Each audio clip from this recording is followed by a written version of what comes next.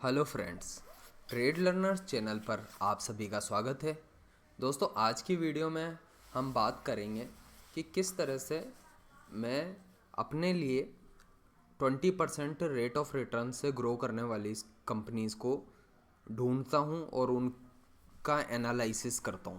तो दोस्तों, किस तरह से हम इस तरह के स्टॉक्स को बाई कर सकते हैं जो continuous 20% compounding rate of return से ग्रो करते रहेंगे। तो उसको लेकर के आज जो है मैं इस वीडियो को लेकर के आया हूँ आपके सामने। तो दोस्तों, चलिए वीडियो को शुरू करते हैं। वीडियो में दोस्तों आगे बढ़ें उससे पहले मैं बताना चाहता हूँ आपको कि अगर आपने ट्रेड लर्नर्स के चैनल पर प्रीवियस वीडियोस को नहीं देखा है, जहाँ पे मैंने स्टॉक्स का मैंने जो मेरा 5 इयर्स का एक्सपीरियंस था, स्टॉक मार्केट की जो जर्नी रही है अब तक की, उसको मैंने बताया है और किस तरह से मैं जो है 20% रिटर्न के स्टॉक्स को बाई करने के प्रिंसिपल में बिलीव करता हूँ और उसी अकॉर्डिंग जो है आगे बढ़ रहा हूँ और अपनी जर्नी को कंटिन्यू कर रहा हूँ। तो दोस्तों, इस वीडियो को ज़रूर देखिएगा। प्रीवियस वीडियो है ये मेरी, how I made 20% returns, my 5 years experience of stock market. ठीक है, और इसके अलावा भी मैंने पास्ट में काफ़ी सारी इंपॉर्टेंट वीडियोस बनाई है, how to find good stocks to invest.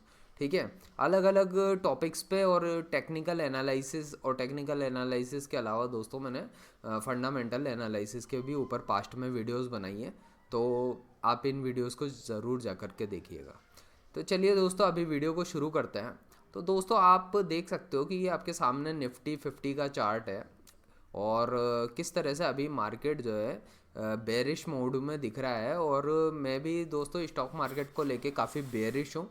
Bearish होने का कारण बहुत क्लियर है कि मार्केट में जो है वैल्यूएशंस बहुत ज़्यादा हाई पे हैं। तो हो सकता है कि फ्यूचर में जो है आपको एक मार्केट में बड़े लेवल की करेक्शन देखने को मिले। मैं वैसे स्टॉक मार्केट पे काफ़ी टाइम से बेरिश हूँ दोस्तों, आज से नहीं हूँ। कम से कम मुझे 2022-23 से ही मैं बेरिश हूँ। बट स्टिल 2023 के करीब जब मार्केट में गिरावट हुई थी, तो दोस्तों मुझे जो है काफ़ी सारे स्टॉक्स ऐसे थे जो सस्ते दाम पे मिल गए थे। तो मैंने वहाँ पे इन्वेस्टमेंट करना सही समझा और उसके बाद में मुझे काफ़ी अच्छे रिटर्न्स भी मिले पास्ट कुछ टाइम में। लेकिन दोस्तों, जो 2-3 साल के रिटर्न्स हैं उनको हम लॉन्ग टर्म का रिटर्न नहीं मान सकते हैं। मेरा यही है कंसर्न स्टॉक मार्केट को लेकर के कि मैं लॉन्ग टर्म वेल्थ क्रिएशन में ज़्यादा बिलीव करता हूँ। तो दोस्तों, उसी को लेकर के आया हूँ कि मैं किस तरह से जो है स्टॉक्स का एनालिसिस करता हूँ। तो दोस्तों, आपके सामने जो है दोस्तों, मैं एक स्टॉक है जिसको मैंने बाई किया हुआ था, उसका नाम है अनूप इंजीनियरिंग लिमिटेड। इस कंपनी को मैंने आज से काफ़ी मतलब 1 आध साल से ज़्यादा हो गया मैंने बाई किया था। और जब मैंने बाई किया था तो मैं आपको बताता हूँ उस टाइम पे ये स्टॉक कहाँ पे चलता था। ठीक है, तो अनूप इंजीनियरिंग जो है उस टाइम पे जब मैंने बाई किया था तो ये 800 रुपये पे चलता था ये स्टॉक। ठीक है, 800 रुपये पे जब ये स्टॉक चलता था तब मैंने बाई किया था।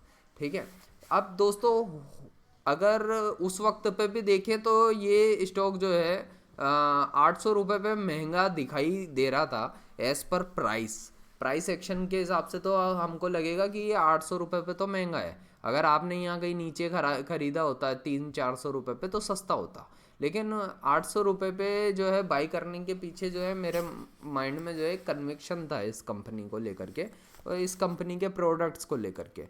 तो इस वजह से जो है मैंने 800 पे बाई किया था। और मैं कभी भी जो है ये बिलीव करता हूँ दोस्तों, ये मेरी एक पर्सनल फ़िलोसॉफ़ी है कि मैं जो है सस्ती चीज़ें ख़रीदने में कम विश्वास करता हूँ, महंगी और क्वालिटी की चीज़ों को ख़रीदने में ज़्यादा विश्वास करता हूँ।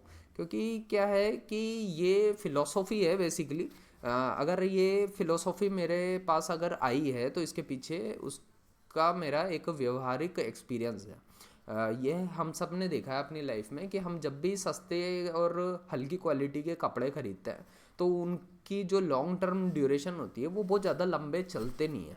वो ज़्यादा से ज़्यादा 6 महीने या साल भर तक चलते हैं, उसके बाद में ख़राब हो जाते हैं। लेकिन आप देखोगे कि आप बहुत हाई क्वालिटी के ब्रांडेड कपड़े खरीदते हो, अगर आप जिन कपड़ों की वैल्यू 2-2,500, 3,000, 4,000, 5,000 के होते हैं, तो वो कपड़े की क्वालिटी और जो है वो ब्रांडिंग की जो वैल्यू होती है ना दोस्तों, वो बरकरार रहती है। और वो कपड़े ऐसे होते हैं जो दोस्तों 3-3, 4-4, 5-5 साल तक भी चलते हैं।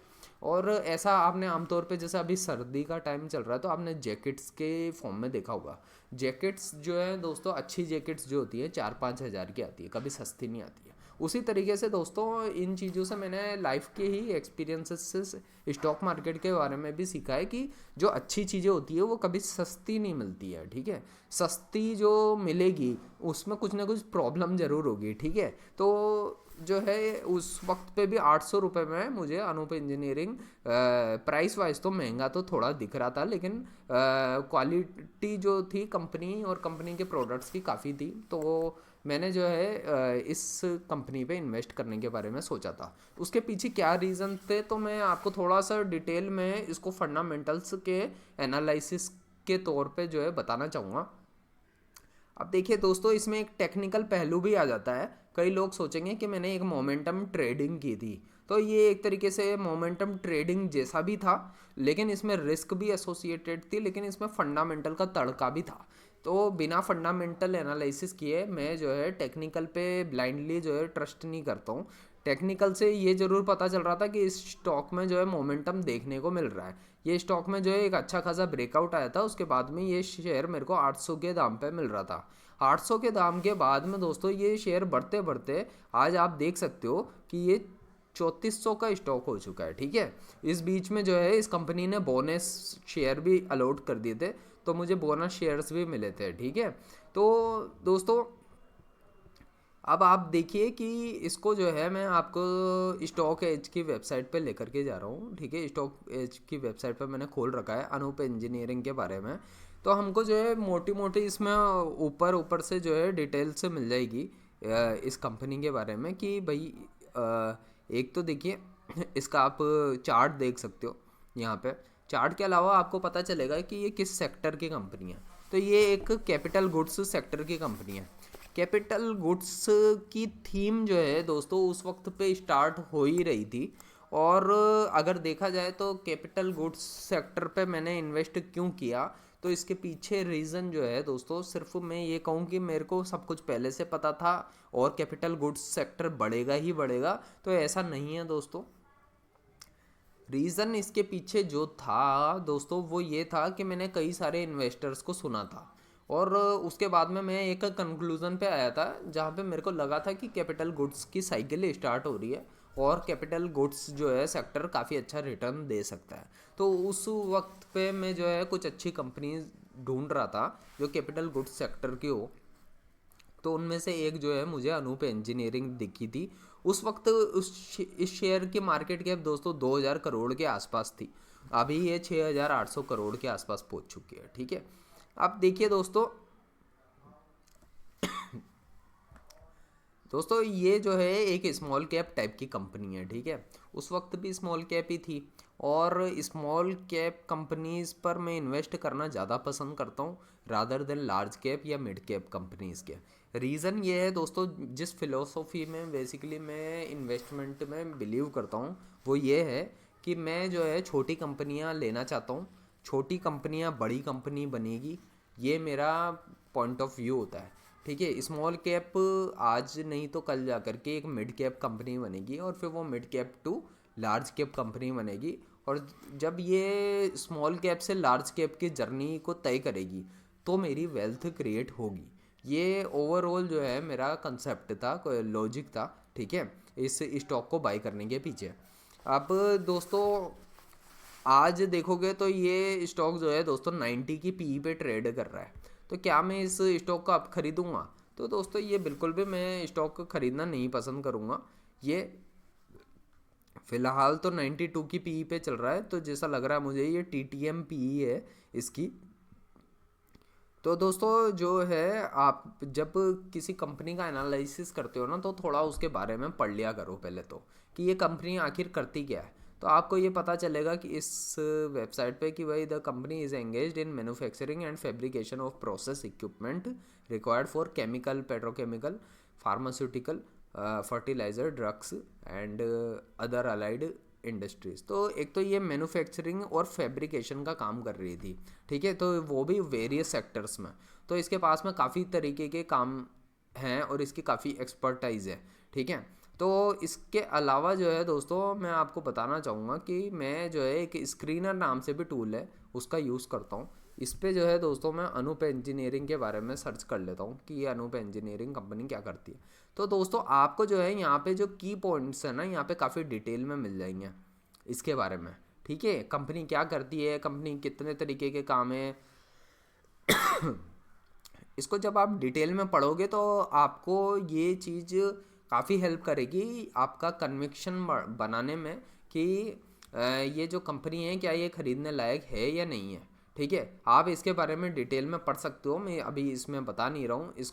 इसको पूरा पढ़ने के बाद में जो है कंपनी के ऊपर मेरा कन्विक्शन बनता है या नहीं बनता है, ये काफ़ी कुछ डिपेंड करता है। मैं कई सारी कंपनीज़ का एनालिसिस करता हूँ और उनके बारे में पढ़ता रहता हूँ, उससे मुझे थोड़ा आइडिया रहता है कि कौन सी कंपनी क्या काम कर रही है। कम से कम मुझे मोटा मोटी तौर पे तो एक नॉलेज रहती है उसके बारे में। अब देखो ये जो है स्क्रीनर की भी वेबसाइट काफ़ी अच्छी है जो मुझे पसंद है। कुछ पॉइंट ऑफ व्यू से मैं स्क्रीनर फॉलो करता हूँ, कुछ में मैं स्टॉक एज यूज़ करता हूँ, ठीक है। और देखिए इसमें जो है एक फंडामेंटल्स का सेक्शन है स्टॉक एज की वेबसाइट पे। यहाँ पे हमको जो है इसकी वेबसाइट का लिंक मिल जाता है। वेबसाइट पे जाकर के जो है मैं जो है सर्च करना बहुत पसंद करता हूँ कि भाई किस तरह से जो है कंपनी की वेबसाइट बनी हुई है और वो कंपनी जो है क्या क्या प्रोडक्ट्स सेल करती है। तो मैंने जो है इस कंपनी के बारे में थोड़ा यहाँ से पढ़ा, इसको रिसर्च किया कि ये कंपनी क्या करती है, किस तरीके के प्रोडक्ट्स है जो सेल करती है, कितने तरीके की इंडस्ट्रीज़ को सेल करती है। तो मुझे जो है थोड़ा कन्विंसिंग लग रहा था कि ये मॉडल जो है वर्क करना चाहिए। अगर मुझे जो है 20 to 30% के रिटर्न वाली कंपनी चाहिए तो मुझे जो है बड़ी यूनिक कंपनियां ढूंढनी होगी जो कि बड़ी ख़ास तरीके के प्रोडक्ट्स तो बनाती हो। देखो दाल चावल बेचने वाली कंपनियों को खरीदोगे तो उससे ये एक्सपेक्ट करोगे कि 20-30% रिटर्न पे ग्रो करे, तो वो मैं ऐसा नहीं मानता हूँ। और मैं खुद एक इंजीनियर हूँ तो बिल्कुल इंजीनियरिंग पॉइंट ऑफ व्यू से भी काफ़ी चीज़ों को सोचता हूँ और समझता हूँ कि इंडस्ट्री में जो है काफ़ी चीज़ों की रिक्वायरमेंट होती है। तो जो है इस तरीके की कंपनियां ग्रो करनी चाहिए कि नहीं करनी चाहिए। तो यहाँ पे मेरा पर्सनल एक पॉइंट ऑफ व्यू बना, ठीक है, एक पूरी ओवरऑल जो है पिक्चर बनी कि मुझे ये शेयर खरीदना है या नहीं खरीदना है, ठीक है। तो इसके लिए जो है उस वक्त पे जो है इस स्टॉक की पी जो है करीब 30-32 के आसपास चलती थी, 30-32 या 40 पे चलती थी। लेकिन स्टॉक मार्केट काफ़ी बुलिश था तो ये जो है स्टॉक खरीदने में मेरे को जो है ज़्यादा प्रॉब्लम नहीं हुई, क्योंकि उस टाइम पे 30-40 की पी भी जो है एक नॉर्मल थी।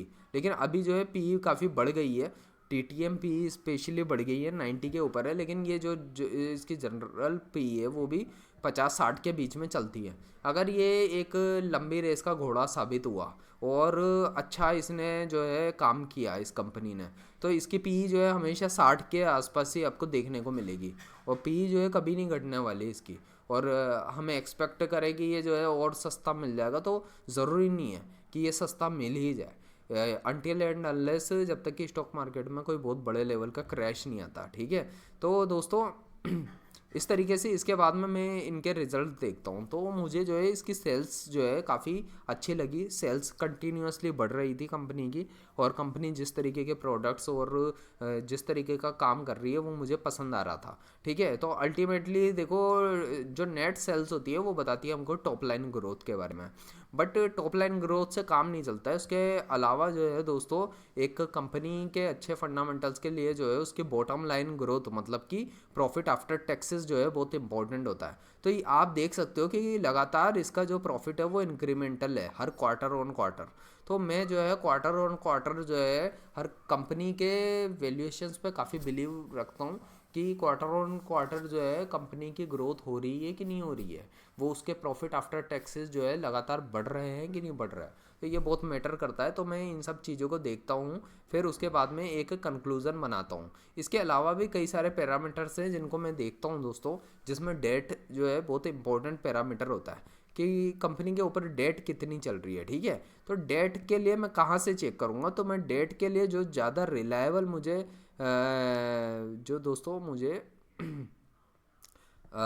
लगता है, ठीक है, सबसे इम्पोर्टेंट डेट के पॉइंट ऑफ व्यू से वो यही लगता है दोस्तों कि ये जो वेबसाइट है काइट्स ज़ीरोदा, ठीक है, जो यहाँ पे डेट के फंडामेंटल्स बताती है। तो अभी ये वर्क कर नहीं रहा है यहाँ पे, लेकिन जो है यहाँ पे आप देख सकते हो, यहाँ पे भी कंपनी के ऊपर डेट कितनी है, ठीक है। कहाँ पे जाओगे, तो दोस्तों आप यहाँ पे देख सकते हो कि कंपनी के ऊपर डेट है या नहीं है। इसके लिए आप इसमें इंटरेस्ट देख सकते हो एक तो इसके इसको उतना इंटरेस्ट पे नहीं करना पड़ रहा है। अगर डेट बहुत ज़्यादा है ना कंपनी के ऊपर, तो दोस्तों बहुत प्रॉब्लमेटिक है कंपनी के लिए, ठीक है।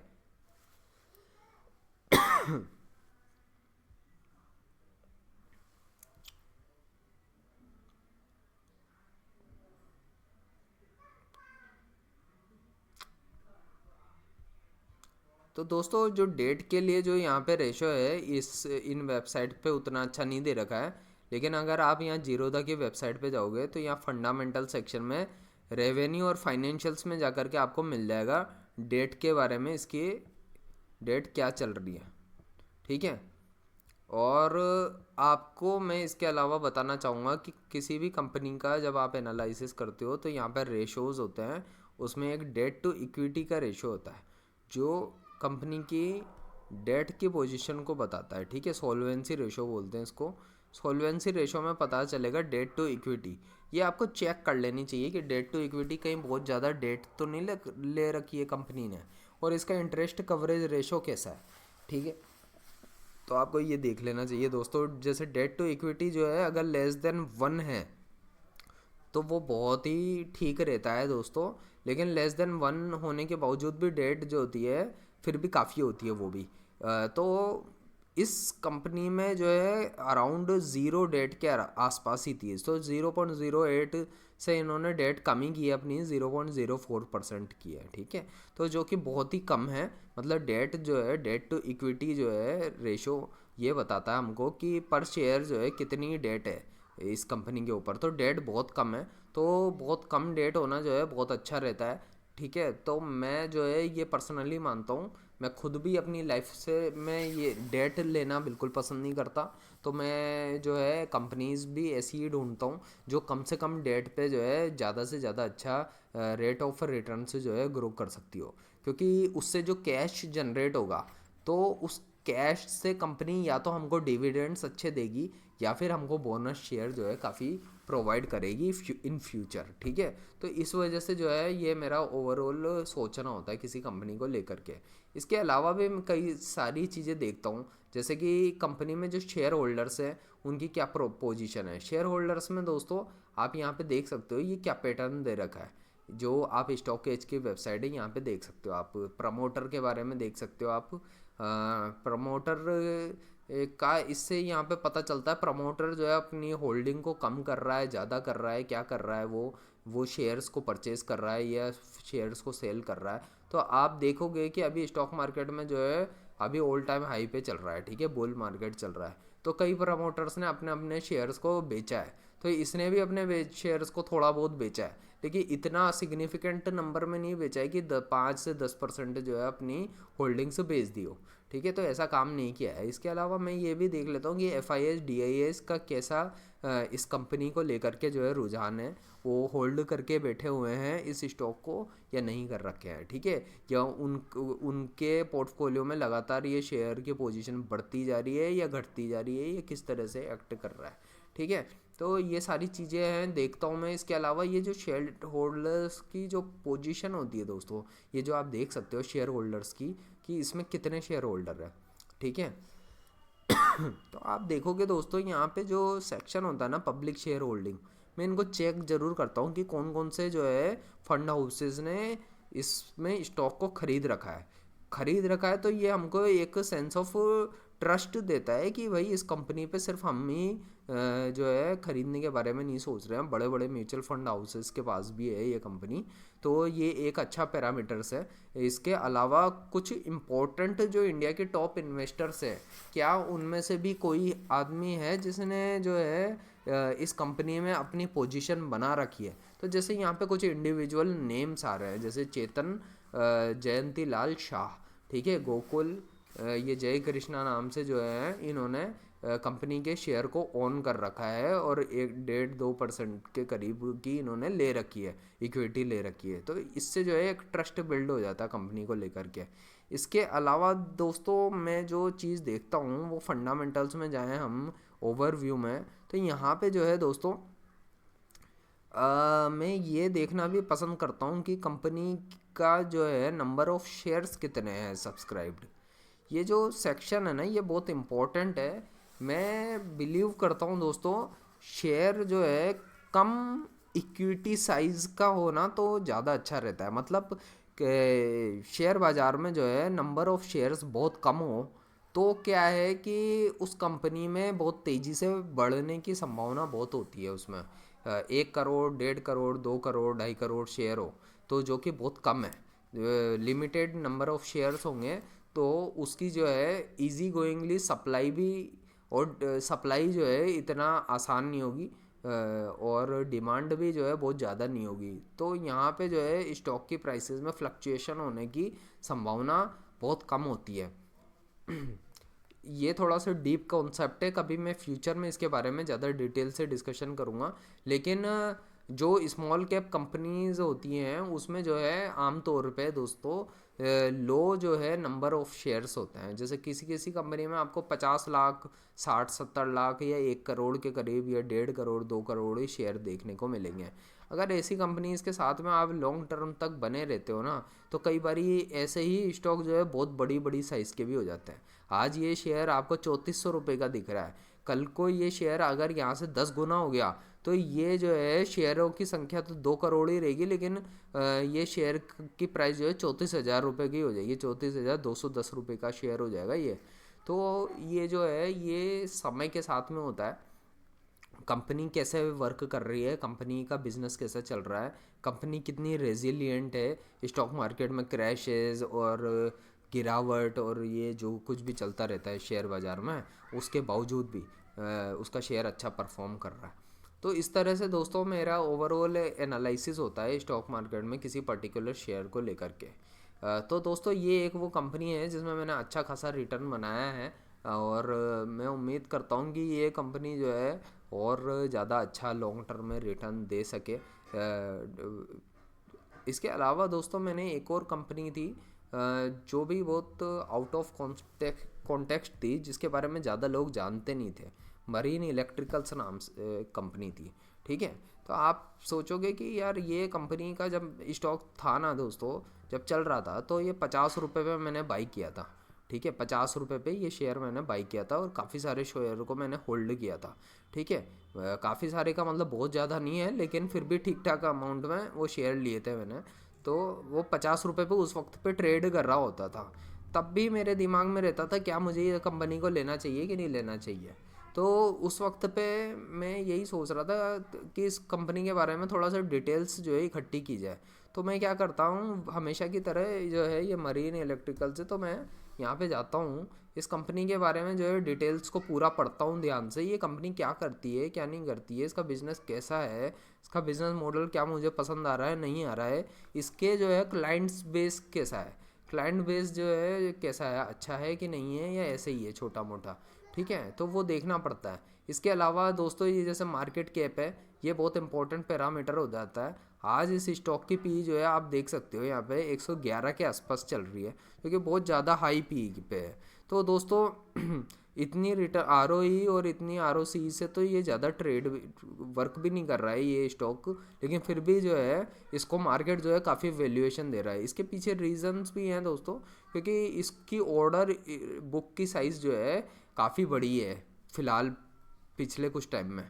इसके अलावा दोस्तों मैंने काफ़ी सारे फैक्ट भी देखे हैं। इस कंपनी को जब मैं ख़रीद रहा था तो मेरे दिमाग तो मैंने इसका जो है प्रेजेंटेशन कहीं पे देखा था।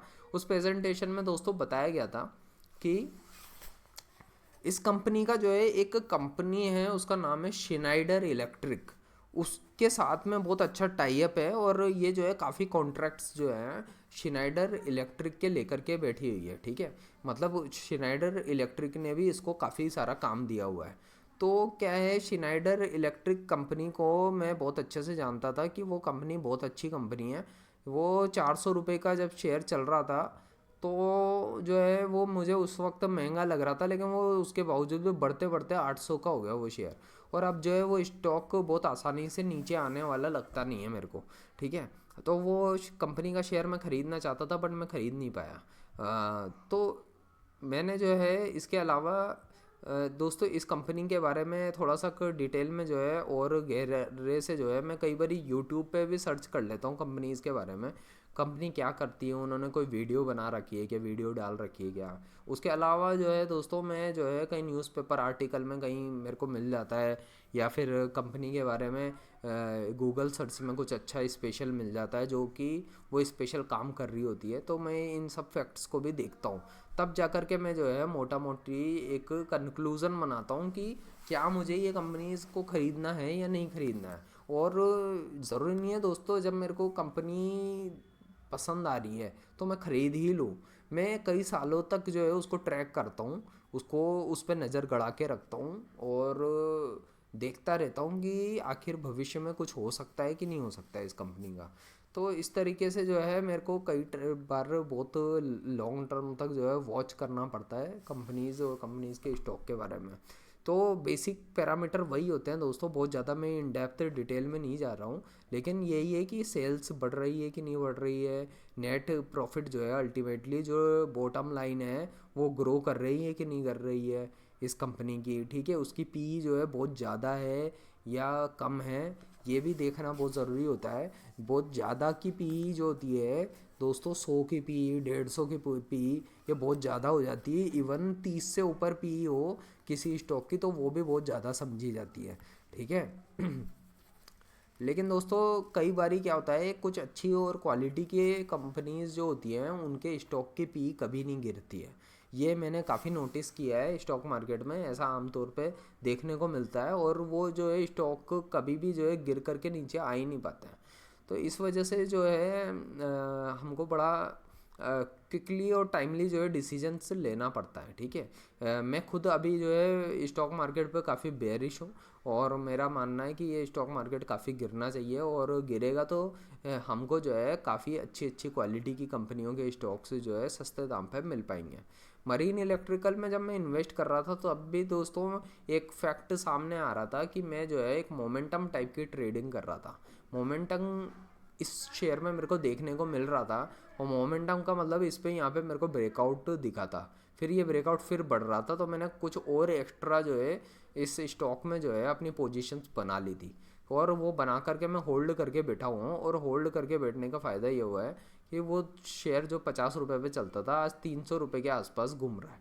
ठीक है, तो दोस्तों हो सकता है कि ये शेयर और ऊपर जाए, हो सकता है ये शेयर नीचे भी आ जाए, मुझे नहीं पता है। लेकिन ये है कि जब मैंने ख़रीदा ही इतना नीचे के दाम पे है तो मैं जो है होल्ड करके बैठा हुआ हूँ और मैं जो है एक लॉन्ग टर्म इन्वेस्टर की तरह जो है लंबे समय के लिए होल्ड करना चाहता हूँ अच्छी क्वालिटी के स्टॉक्स को। अब देखते हैं कि समय क्या बताता है क्या नहीं बताता है, कैसा हमको रिटर्न मिलेगा इस स्टॉक में। बट इस तरह से जो है दोस्तों मेरे एनालिसिस करने का तरीका रहता है। मैं डेट भी देखता हूँ काफ़ी कंपनी की कि कंपनी की डेट बढ़ रही है कि घट रही है, उसका डेट टू इक्विटी रेशो को ज़रूर देखता हूँ मैं ज़्यादा डेट लेने वाली कंपनियों में इन्वेस्ट करना पसंद नहीं करता हूँ। और देखिए दोस्तों इसके अलावा जो है कैश जनरेशन कंपनी कर पा रही है नहीं कर पा रही है, ये सारे पैरामीटर्स को देखना पड़ता है किस तरीके से जो है ये वर्क कर रहे हैं। तो कैश फ्लो स्टेटमेंट को भी ध्यान से देखें आप जब भी आप निवेश करते हैं तो। ठीक है, अब इसके अलावा कुछ और भी एक्स्ट्रा पैरामीटर्स होते हैं, लेकिन कई बार हम एनालिसिस का पैरालिसिस कर लेते हैं, उससे कुछ फ़ायदा नहीं होता है। ठीक है, कि जैसे ये जो डेटर्स डे है तो ये डेटर्स डे बढ़ रहे हैं कि घट रहे हैं, ये भी बहुत मैटर करता है। ठीक है, स्टॉक मार्केट में आज एक अच्छे स्टॉक का वैल्यू करने के लिए, ठीक है। इन्वेंट्री डेज उसके बढ़ रहे हैं कि घट रहे हैं, ठीक है। तो ये सब चीज़ें काफ़ी इंपॉर्टेंट होती है। घट रहा है मतलब अच्छा कर रही है इन्वेंट्री डेज में, मतलब जल्दी जल्दी इन्वेंट्री ख़त्म कर रही है, ठीक है। इन्वेंट्री डेज बढ़ते जा रहे हैं मतलब कि इन्वेंट्री बेकार में पड़ी हुई है उसके पास में, ठीक है। तो उसका माल बिक नहीं पा रहा है, इसका ये एक सेंस जाता है। फिर कैश कन्वर्जन साइकिल, ये सब हेल्पफुल होते हैं पैरामीटर, लेकिन ये कहना कि यही इम्पोर्टेंट पैरामीटर है ऐसा मैं नहीं मानता हूँ कि ये सिर्फ एक पैरामीटर को देखें। इसके अलावा भी दोस्तों मैं ये जो शेयर होल्डिंग पैटर्न है उसको ज़रूर वॉच करता हूँ, और इसमें ये ज़रूर देखता हूँ कि प्रमोटर ने अपना शेयर्स को बेचा है कि नहीं बेचा है। तो पहले तो देखिए आप 73.5% चलता था, जो कि घटते घटते अचानक से जो है इन्होंने बहुत तेज़ी से घटाई है। पिछले 2-3 क्वार्टर्स में अपनी होल्डिंग को काफ़ी कम किया है इस कंपनी ने। ये बहुत क्लियरली शो करता है कि प्रमोटर अपने जो है कंपनी के स्टॉक को खुद ही ओवर वैल्यूड समझता है, इस वजह से शायद हो सकता है कि वो बेच रहा है अपने कुछ हिस्सेदारी को, ठीक है। लेकिन इसमें FIIs और DIIs की आपको कुछ भी जो है एंट्री नहीं दिखेगी। FIIs DIIs ने ज़्यादा माल नहीं ले रखा है इस कंपनी का, बाकी पब्लिक के पास में है ये शेयर, ठीक है। इसके अलावा दोस्तों ये जो डॉक्यूमेंट सेक्शन होता है ना, ये भी काफ़ी इंपॉर्टेंट होता है। इसमें हमको ये पढ़ना चाहिए इनकी एनुअल रिपोर्ट्स को। एनुअल रिपोर्ट्स में कुछ कई बारी नोट पॉइंट्स लिखे होते हैं, वो नोट पॉइंट्स बहुत इंपॉर्टेंट होते हैं दोस्तों, ये समझने के लिए कि कंपनी का जो है कुछ स्पेशल कुछ उन्होंने कोई एक्विजिशन किया है, या उनके पास में कोई एक्स्ट्रा पैसा है जो आना बाकी है। ये कई ऐसी कुछ इम्पोर्टेंट बातें लिखी होती है, और कंपनी ने अपने इन्वेस्टमेंट के भी बारे में बताया हुआ होता है। इसके अलावा दोस्तों ये कॉन कॉल्स जो है बहुत इंपॉर्टेंट होती है किसी भी कंपनी के, आपको ये सुननी चाहिए, पढ़नी चाहिए। ये जो PPT है ये बहुत इंपॉर्टेंट होती है। इन PPTs को डाउनलोड करके देखें आपकी कंपनी क्या बताना चाहती है, उनका विज़न प्लान क्या है, उनका क्या फ्यूचर पर्सपेक्टिव है, ग्रोथ है। तो ये सब चीज़ों को जब आप देखते हो ना, तब आपको ओवरऑल पिक्चर जो है समझ में आती है। इसके अलावा आप इसकी वेबसाइट पे जा सकते हो, जैसे ये मरीन इलेक्ट्रिकल वेबसाइट है, ठीक है। ये जाओगे तो आपको यहाँ से पता चलेगा कि भैया ये क्या क्या काम करती है, इसके पास में क्या क्या इंस्ट्रूमेंट है, क्या क्या इक्विपमेंट है, क्या क्या सामान है जिसको ये बेच सकती है, और ये व्यापार कितना बड़े लेवल का व्यापार बन सकता है। जब आप जो है इस तरीके से सोचोगे ना कि कोई कंपनी है जो आप आज ले रहे हो वो एक छोटी साइज़ की है, और वो जो है कितनी बड़े लेवल की कंपनी बन सकती है, तो जो है तब जा कर के आपका जो है दिमाग खुलेगा कि और आपको समझ में आएगा कि भाई ये कंपनी ख़रीदने लायक है या नहीं है। क्या इस कंपनी के साथ में जुड़ करके हम जो है अपना भविष्य देख सकते हैं, एक सुनहरा भविष्य हो पाएगा या नहीं हो पाएगा, जहाँ हमको 20-30% रेट ऑफ रिटर्न से जो है एक अच्छा खासा प्रॉफिट बनता हुआ दिख सके, ठीक है। तो ये सारी चीज़ें देखनी होती है, इसमें आप पढ़ो इनको, हर चीज़ को जानो कि ये कंपनी क्या कर रही है, इसका क्या मतलब होता है, और जो है ये जो है कुछ ये तो स्पेशल कुछ काम कर रही है, बड़ी बड़ी फैक्ट्रीज में कुछ लगा रही है। तो इस तरह से जो है आपको एक पिक्चर बनानी पड़ती है, और फिर क्या है कि कंपनी कितना टाइम में हो चुका है उस कंपनी को काम करते हुए, ये भी सारी बातें बताती है, ठीक है। कि ये तो 1978 से काम कर रही है, तो सालों लगते हैं भाई एक अच्छा बिजनेस, क्वालिटी का बिजनेस बनाने में, ठीक है। प्रॉफिट जो है फटाफट नहीं बनता है, बहुत पापड़ बेलने पड़ते हैं एक अच्छे प्रमोटर को मेहनत करने में, ठीक है। इनके क्लाइंट्स बेस भी बहुत बड़ा है, ऐसा नहीं है Berkeley, Asian paint, Jamil, Titagarh, ये सारे बड़े बड़े नाम हैं, शिपिंग कॉरपोरेशन ऑफ इंडिया, सब से जो है इनको कॉन्ट्रैक्ट मिल रहे हैं। डाटा सेंटर वर्ल्ड एशिया में भी इन्होंने कुछ एक्सपो लगाया, तो कुछ कुछ काम कर रहे हैं। कई बार बाद में पता चलता है कि कुछ हिडन हमारे पास में न्यूज़ आ रही है इन कंपनी से रिलेटेड, तब जा कर के जो है कुछ बड़े लेवल का जो है हमको जो है कोई रिटर्न मिल पाता है, ठीक है। तो अर्ली इन्वेस्टर होना जो है बहुत इतना आसान काम नहीं होता है दोस्तों। शुरुआत में जब हम इन्वेस्ट करते हैं ना, तो ज़रूरी नहीं है कि कंपनी के फंडामेंटल बहुत अच्छे हों ही सही, आपको फिर क्या है दूसरे पैरामीटर्स भी देखने पड़ते हैं कि वो कंपनी क्या सही मायने में बहुत कुछ कर रही है या नहीं कर रही है, ठीक है। तब जा कर के जो है, और उसकी डेट हमेशा कम होनी चाहिए। एक तो पता चला कि वोडाफोन आइडिया की तरह उसको डेट ट्रैप में फंसी हुई कंपनी में आप जो है सस्ता शेयर देख करके घुस गए, और 7-8 रुपये का शेयर वो हिलने का नाम नहीं ले रहा है, तो ऐसा नहीं करना चाहिए। तो इसलिए क्या है सारी चीज़ों को पढ़ें समझे। यहाँ पे आप स्टॉक एज हो गया या चार्टर्स ये जो भी क्या नाम है इसका स्क्रीनर से ऐप का जो है आप यूज़ करें, और तब जा कर के आपको समझ में आएगा कि ये कंपनियां क्या क्या करती है, इनका बिजनेस मॉडल कैसा है, और जो है आपको पूरी पिक्चर समझ में आएगी। इसके अलावा यहाँ पे भी आप देखें कि इस कंपनी की मार्केट कैप कैसी है। देखिए ये 4,000 करोड़ की आज के टाइम पे है। हो सकता है ये शेयर यहाँ से गिर के आधा भी रह जाए, और जो है जब आधा रह जाएगा तो 2,000 करोड़ की मार्केट कैप आ जाएगी इसकी। ठीक है, तो शेयर मार्केट में मालूम नहीं है भाई क्या से क्या हो जाता है। ठीक है, पी आप देखोगे तो 109 की पी चल रही है, तो ये बिल्कुल भी सस्ता शेयर नहीं है। महंगा शेयर जो है खरीदने के लिए जो है बड़ा जिगर चाहिए होता है दोस्तों। और ये जो पी है ये जस्टिफाइड है या नहीं है, ये डिपेंड करता है इसके प्रॉफिट पे।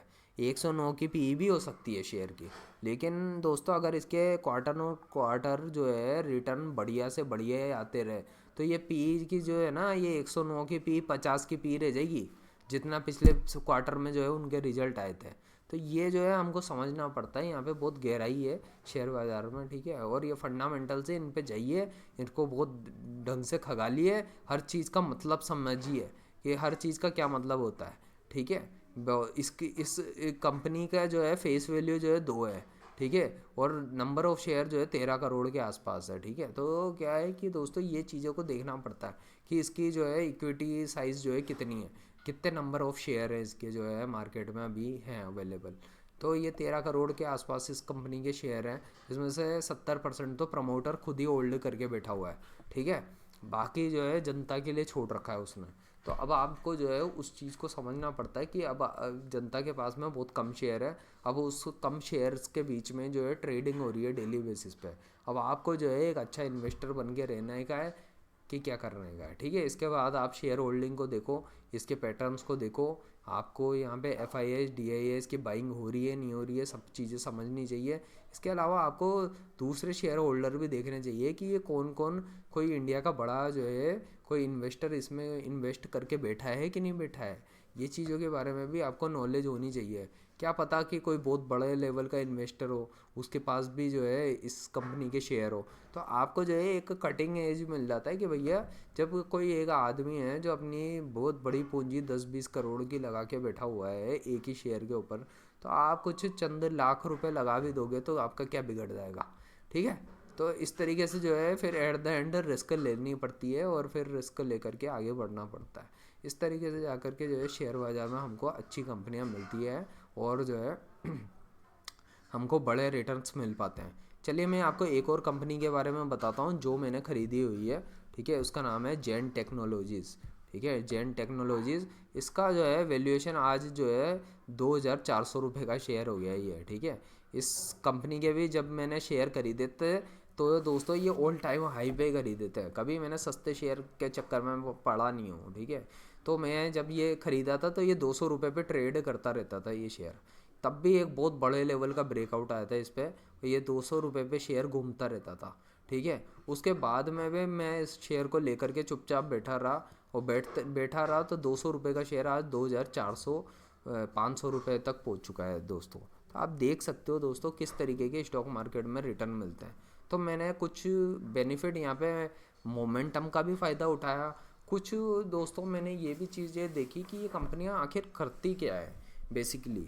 ठीक है, अगर चलो यार ये वीडियो लंबी होगी, ठीक है मैं देख लेता हूँ टाइम कितना हो गया, बट आपको सीखने को बहुत मिलेगा यहाँ पे।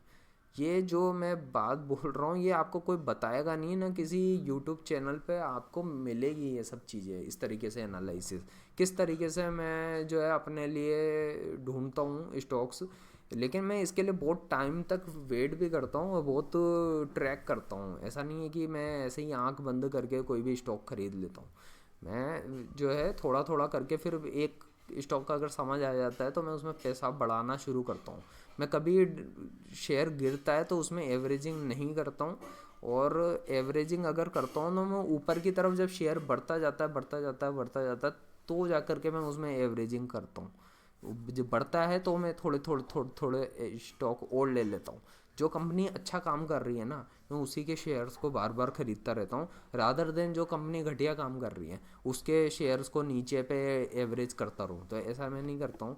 जैन टेक्नोलॉजीज आप देखोगे तो फंडामेंटल वाइज आज ये कंपनी जो है 22,000 करोड़ मार्केट कैप की हुई है। तो जब मैंने खरीदा था मतलब 1/10 तब 2,000 करोड़ मार्केट कैप की थी, और उस वक्त जो है इसकी नंबर ऑफ शेयर्स की साइज़ थी 9 करोड़। 9 करोड़ ही शेयर थे, मात्र एक की फेस वैल्यू पे चल रहे थे। ठीक है, और दोस्तों इसमें मैंने क्या खास देखा, आज भी देखोगे तो इसकी पीई बहुत ज़्यादा दिखेगी आपको, 110 की पीई पे चल रहा है ये शेयर। तो 110 की शेयर पी पे कोई शेयर चल रहा होगा तो क्या खरीदोगे क्या आप? बिल्कुल नहीं खरीदना चाहिए आपको, कभी नहीं खरीदना चाहिए। गिरावट का वेट करें, अगर मार्केट में बड़ी गिरावट आती है, बड़ी करेक्शन होती है, तो उसके बाद में देखते हैं क्या होता है क्या नहीं होता है। तो हमको अच्छे मौके मिलेंगे, हमको बहुत सारी जो है अच्छी अच्छी क्वालिटी की कंपनियां जो है सस्ते वैल्यूएशन पे ख़रीदने को मिलेगी। मैं खुद उसका वेट कर रहा हूँ, उसका इंतज़ार कर रहा हूँ। आप जो है देखिए आने वाले समय में जो है मार्केट में बड़ी गिरावट होनी चाहिए। हो सकता है उसमें मेरा भी पोर्टफोलियो गिरेगा, सबका पोर्टफोलियो गिरेगा, कोई बड़ी बात नहीं है। तो दोस्तों जिस तरीके से मैंने ये शेयर ख़रीदा था, तो एक तो ये था कि ये कंपनी जो है मेरे को न्यूज़ मिली थी कि ये ड्रोन टेक्नोलॉजी पे इन्वेस्ट करने जा रही है और बड़े लेवल पे काम करने जा रही है। तो इस वजह से जो है मेरे को इस कंपनी में थोड़ा सा इंटरेस्ट आया था। दूसरा ये था डिफेंस सेक्टर से डील करती है ये कंपनी, और जो है एक बहुत फेमस जो है ये ग्रुप है, उसकी कंपनी है। मेरे को ग्रुप का अभी नाम ध्यान नहीं आ रहा है, लेकिन जो ग्रुप है जेनसार टेक्नोलॉजी और जेन टेक्नोलॉजी, ये सब एक ही ग्रुप की कंपनी है। ये एक बहुत बड़ा ग्रुप है, कॉन्ग्लोमरेट ग्रुप है, उसकी कंपनी है। तो जो है उस वक्त पे भी जो है इसमें अच्छे प्रॉफिट्स मेरे को देखने को मिल रहे थे। ये कंपनी कंटिन्यूसली प्रॉफिट अच्छा कर रही है, और अब आप देखोगे तो इसके प्रॉफिट्स कितने ज़बरदस्त चल रहे हैं लगातार। 13 के बाद 29, 37, 80, 60, 70 करोड़। तो काफ़ी अच्छे जो है प्रॉफिट्स कंपनी के आ रहे हैं। इस वजह से इसकी पीई को जो है जस्टिफाई कर रहा है मार्केट। ठीक है, तो हाई पीई मार्केट देता है, उन्हीं स्टॉक को देता है जो अच्छा रिटर्न दे सकने की उम्मीद रहती है, जिनमें मतलब जहाँ पे कोई आउट ऑफ द बॉक्स काम हो रहा होता है। ठीक है, अभी इसके बाद में जो है शेयर होल्डिंग देखोगे तो इसका प्रमोटर लगातार 60% से बेचते बेचते 51% पे ले आया है। अब 51% से ज़्यादा तो वो बेचेगा नहीं तो फिर क्या होगा कि वो कंपनी का जो है प्रमोटर को ज़्यादा फ़ायदा नहीं हो पाएगा। ठीक है, तो एफ ने लगातार बाइंग की है इस कंपनी के ऊपर, और आप देख सकते हो दोस्तों इसके अलावा भी क्या अदर कोई शेयर होल्डर है इस कंपनी में। तो आपको कुछ पब्लिक शेयर होल्डिंग में जो है हो सकता है देखने को मिल जाए। तो ये एक लॉजिकल सॉल्यूशंस लिमिटेड मिलेगा, लेकिन इतना कोई खास दिखेगा नहीं। Kotak India equity Contra fund के पास में भी इसके 3% शेयर है। टाटा AIA के पास में भी 2% शेयर है। तो बहुत बड़े बड़े अच्छे फंड्स ने भी इसको ले रखा है। तो ये एक्स्ट्रा आपको एज मिल जाता है कि ये कंपनी खरीदनी चाहिए कि नहीं खरीदनी चाहिए। आपको एक बारी को जो है स्क्रीनर पे जा कर के जेन टेक्नोलॉजीज़ का एनालिसिस भी कर लेना चाहिए कि ये जेन टेक्नोलॉजी आखिर करती क्या है, क्या क्या काम करती है। थोड़ा इसको डिटेल में पढ़ लेना चाहिए। ये डिफेंस और सिक्योरिटी फोर्सेस के सॉल्यूशंस प्रोवाइड करती है। ठीक है, इसके अलावा ये जो है काफ़ी सारे की पॉइंट्स दे रखे हैं, इसको पढ़ना चाहिए आपको। इस कंपनी के अंदर भी बहुत सारी छोटी छोटी कंपनियां हैं, जैसे medical technologies limited, defence technologies limited. ठीक है, तो ये सब पढ़िए आप, तब जाके आपको समझ में आएगा कि कंपनी करती क्या है। ठीक है, मैं आपको इस वीडियो में नहीं बता पाऊँगा बहुत ज़्यादा डिटेल में। ROE कितना जनरेट कर रही है, देखो 33% के ROE से ये कंपनी ग्रो कर रही है। तो जो 30-35% से कंपनियां ग्रो कर रही है, उसको मार्केट जो है ओल्ड कितनी हाई से हाई पी दे सकता है। ठीक है, हाई पी भी दे सकता है, हाई जो है उसका वैल्यूएशन भी ले जा सकता है। आज इस कंपनी को इस मार्केट ने जो है 22,000 करोड़ का बना दिया है। तो दोस्तों ये ऐसे इसलिए होता है क्योंकि जो है किसी कंपनी पे ट्रस्ट आ जाता है, विश्वास हो जाता है कि इसकी ग्रोथ होती रहेगी, और कंपनी का प्रमोटर जो है बहुत अच्छे से कंपनी को चला रहा है, तो फिर जो है मार्केट उसको वैल्यू देता है। ठीक है, तो लेकिन ये है कि आपको सही टाइम पे और सही प्राइसेस पे जो है एंट्री लेनी पड़ती है। वो एक 2021, 22, 23 का टाइम अलग था दोस्तों, अभी 2024 का टाइम अलग है। अभी मार्केट में बहुत ह्यूज वैल्यूएशन हो गया है। आप कुछ भी खरीदोगे दोस्तों सब महंगा है, बहुत ज़्यादा महंगा है। और महंगे में जो है आप जो है कोई अच्छी कंपनी ढूंढ पाओ आसान नहीं है आज के टाइम पे, ठीक है। तो चलिए दोस्तों, अभी तो मैं वीडियो को इतने तक ही रखता हूँ। मैं उम्मीद करता हूँ इस एनालिसिस से आपको काफ़ी कुछ सीखने को मिला होगा। और वीडियो को अगर आपने एंड तक देखा तो दोस्तों उसके लिए दिल से बहुत बहुत धन्यवाद।